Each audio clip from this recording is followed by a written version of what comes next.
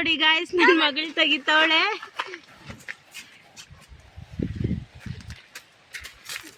ನೋಡಿ ಆರಾಮಾಗಿ ಕಪಲ್ಸ್ ಬಂದು ಸ್ಟೇ ಮಾಡ್ಬೋದು, ಫ್ರೆಂಡ್ಸ್ ಜೊತೆ ಸ್ಟೇ ಮಾಡ್ಬೋದು, ಆರಾಮಾಗಿ ಪೀಸ್ಫುಲ್ ರೆಸ್ಟ್ ಸಿಗುತ್ತೆ ನಿಮ್ಗಿಲ್ಲಿ.